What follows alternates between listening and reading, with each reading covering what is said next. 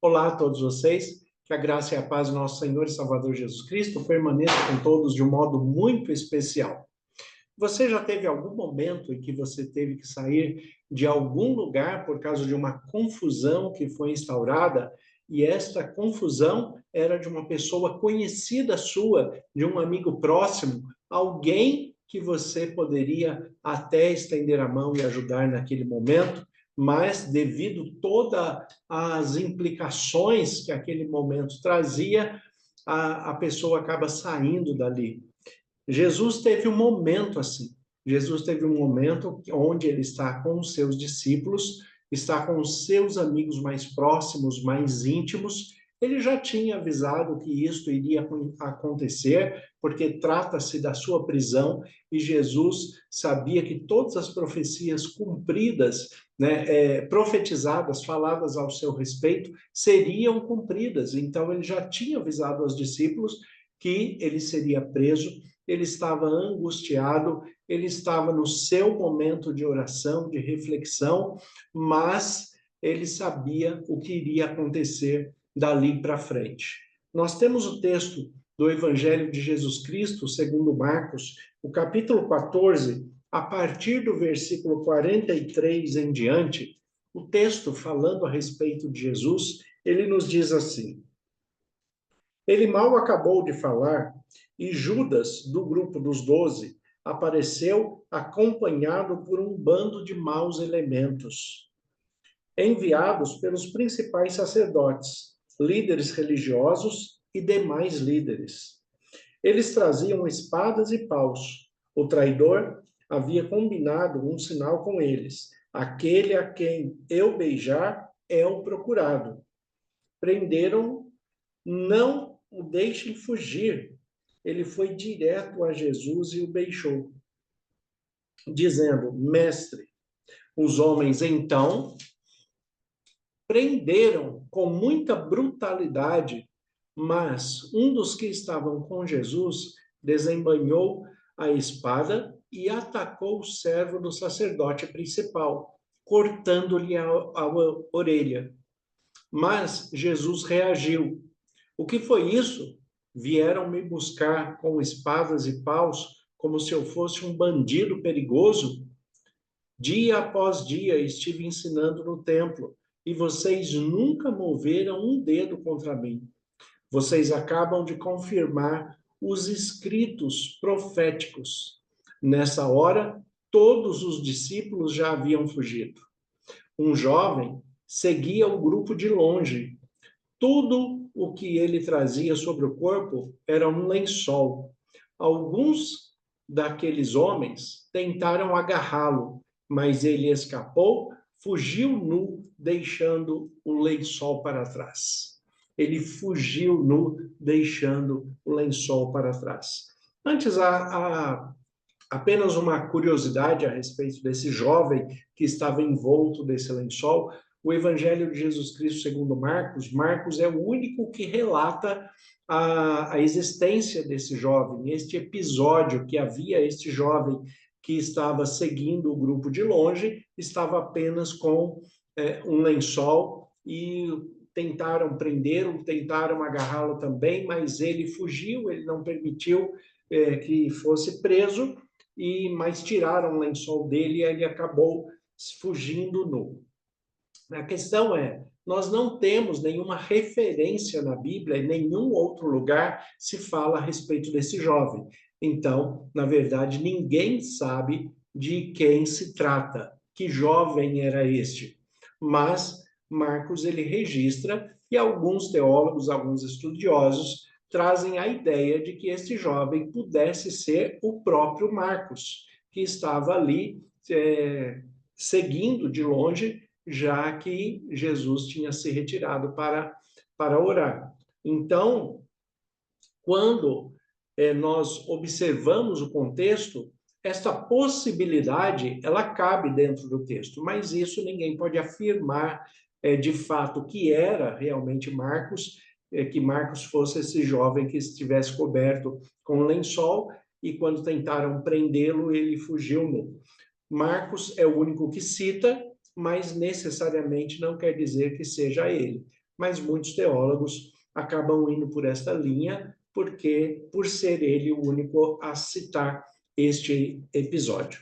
Mas voltando ao texto em si, e a pessoa de Jesus Cristo dentro do texto, ele estava falando com os seus discípulos, o texto está mostrando aqui, nos versículos anteriores, é o momento que Jesus está orando, ele leva consigo Pedro, Tiago e João para orar, eles dormem, não conseguem ficar ali orando com Jesus, e de repente chega Judas com aqueles que foram enviados pelos principais sacerdotes e líderes religiosos e outros líderes para prenderem Jesus. Essa tradução da língua da Bíblia, a mensagem, é uma tradução fácil, uma tradução simples e direta para todo mundo entender o texto. E aqui ele fala que estes homens que chegaram lá para prender Jesus, eles levavam espadas e paus. E o traidor havia combinado um sinal com ele: aquele que eu beijar é o procurado. Agora, o curioso dessa história é que Jesus era uma pessoa extremamente conhecida. As pessoas sabiam quem era Jesus. Jesus, inclusive, faz uma referência a isso quando ele cita, no versículo 48 em diante, a reação de Jesus é: o que é isso que vocês estão fazendo? Vieram me buscar com espadas e paus, como se eu fosse um bandido perigoso? Dia após dia estive ensinando no templo e vocês nunca moveram um dedo contra mim. Ou seja, Jesus os reconheceu e falou: olha, vocês também me conhecem. Vocês já me viram pregando no templo, vocês já me viram falando no templo, vocês já me viram ensinando, e vocês nunca me trataram com brutalidade, vocês nunca foram agressivos, vocês nunca fizeram nada contra mim. Então, por que agora? O que está acontecendo que agora vocês estão querendo fazer todo esse mal com tanta brutalidade, como se eu fosse um criminoso, uma pessoa extremamente perigosa? O que está acontecendo? Sabe, irmãos, é que hoje, quando nós paramos para pensar a respeito do nosso mundo, na nossa vida, nós observamos que muitas pessoas têm olhado para Jesus como se Jesus fosse um grande criminoso, como se Jesus fosse alguém perigoso. O cristianismo é a religião que é, de fato, a religião mais perseguida no mundo inteiro, né? Seja uma perseguição direta, seja uma perseguição por proibição de um determinado país, que o cristianismo entre ali naquela localidade, ou seja por perseguições veladas daquelas pessoas que até num tom de brincadeira, num tom de sarcasmo, fazem brincadeiras com o cristianismo, denigrindo a imagem do cristão, a imagem de Cristo, a imagem da Igreja de Cristo, a imagem dos cristãos de maneira geral, independente da denominação ou da expressão religiosa. Muitas vezes os cristãos são motivos de chacota, são motivos de ridicularização, e não é isto que nós sabemos que deveria ser. Mas o que acontece? O que acontece com o mundo é que o mundo cada vez mais está fugindo de Jesus, está se distanciando de Jesus e tratando Jesus como esses líderes aqui que foram prendê-lo o trataram também, como se ele fosse um criminoso. Mas ele não é um criminoso. Jesus, né, o Deus que se fez carne, habitou entre nós, nos mostrou o propósito de Deus na criação de todo o ser humano e na criação de todas as coisas, para que vivamos bem, para que tenhamos paz e para que em Cristo nós sejamos mais que vencedores. É isto que Cristo está nos mostrando.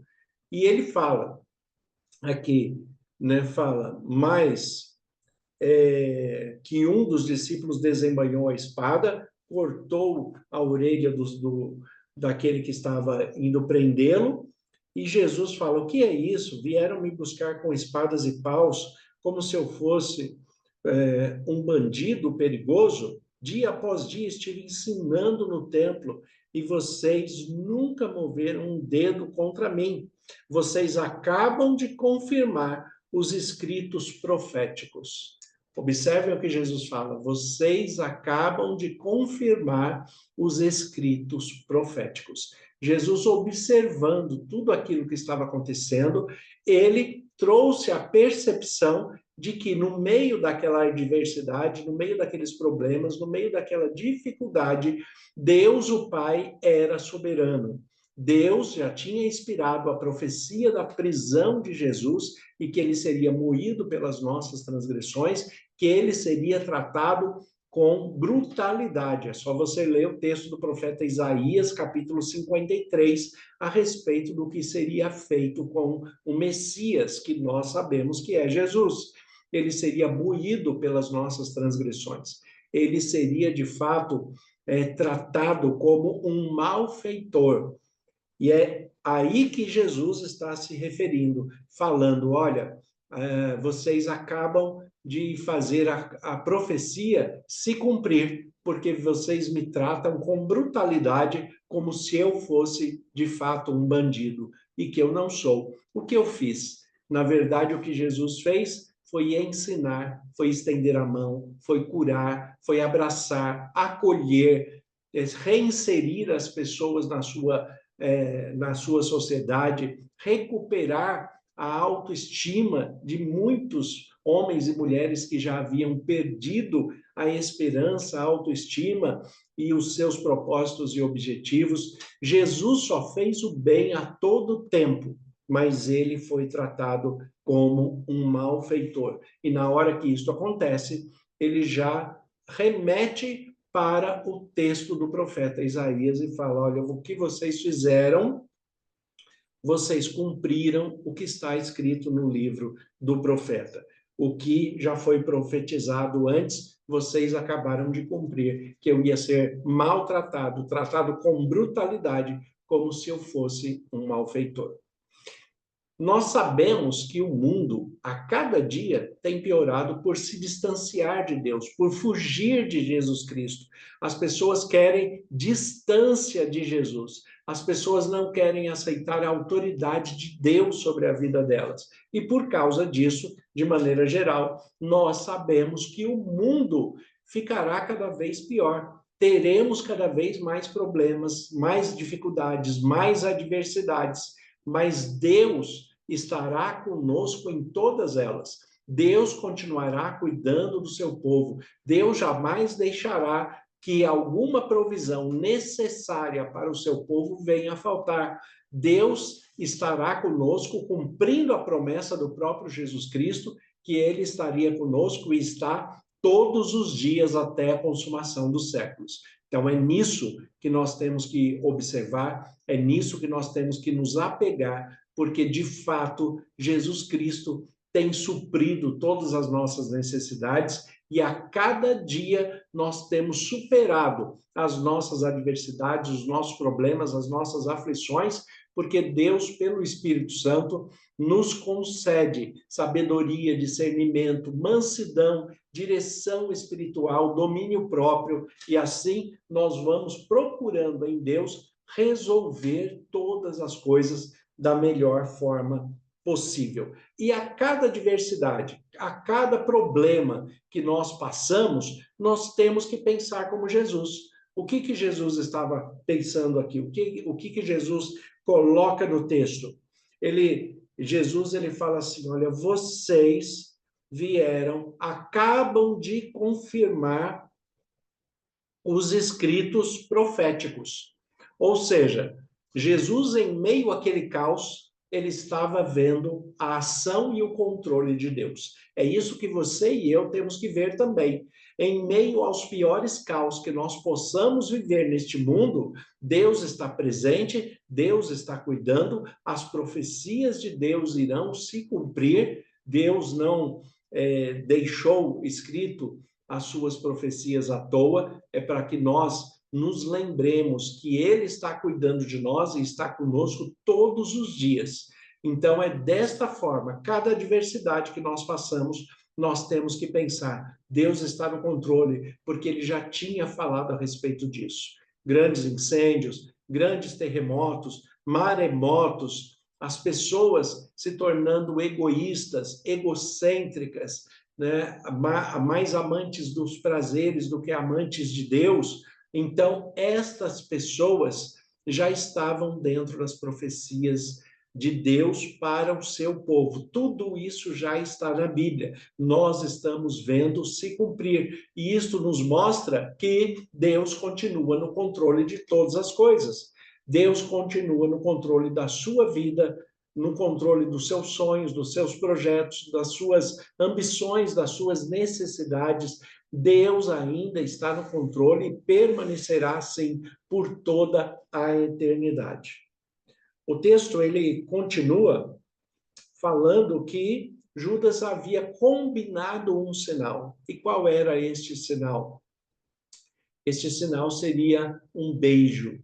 Então Judas, ele deu um beijo em Jesus e ao beijá-lo, todos os outros já sabiam que aquele era o que deveria ser preso.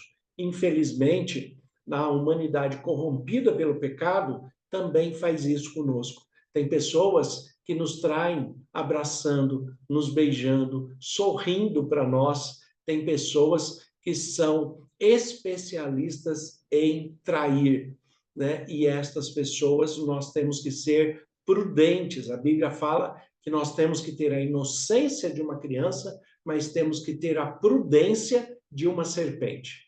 Inocência de criança e prudência de serpente, para que nós possamos vencer esses dias maus. Então, infelizmente, muitas pessoas corrompidas pelo pecado, que se afastam de Deus, se afastam de Jesus Cristo, não permitem que o Espírito Santo esteja guiando as suas vidas, estas pessoas acabam expressando, né, a sua vida de maneira tão negativa em relação a nós, que às vezes elas se fazem de amigas, e são pessoas que te abraçam, que te beijam, compartilham a vida com você, mas que em algum momento traz um elemento da traição para dentro dessa amizade, para dentro dessa relação.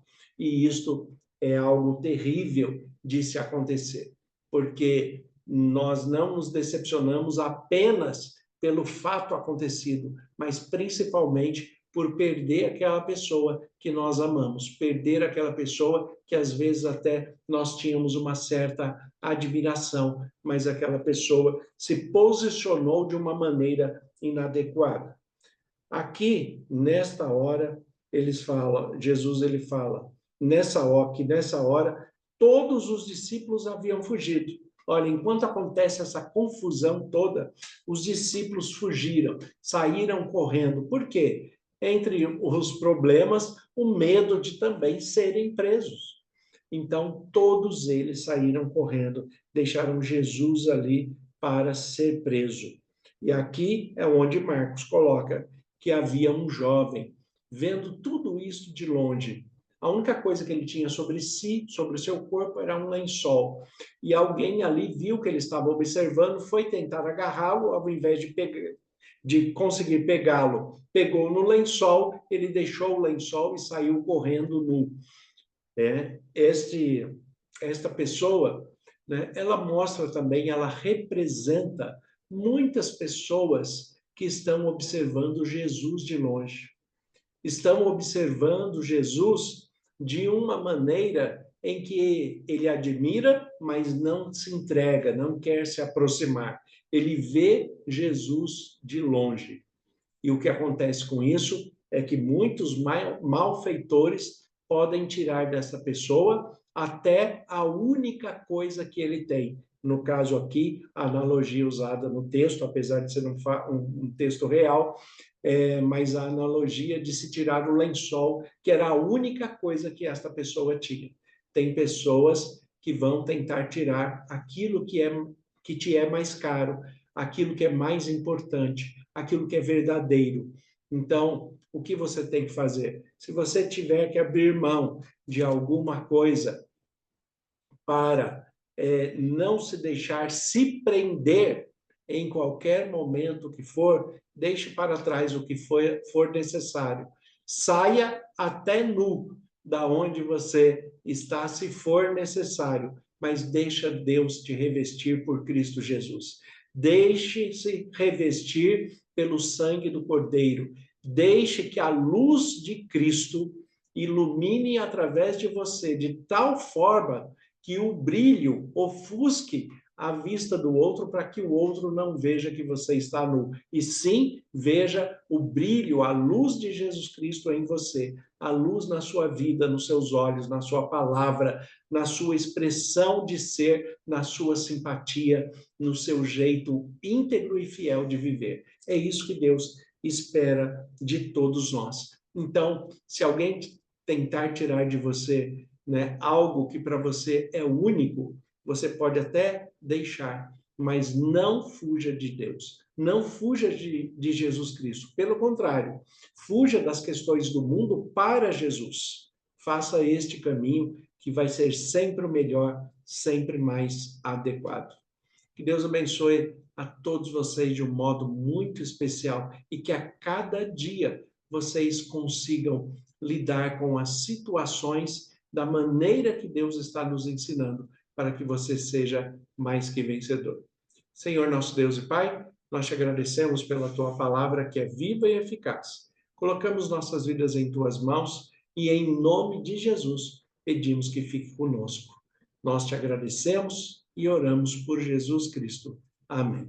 Que Deus abençoe a todos. Tenha um excelente dia em nome de Jesus.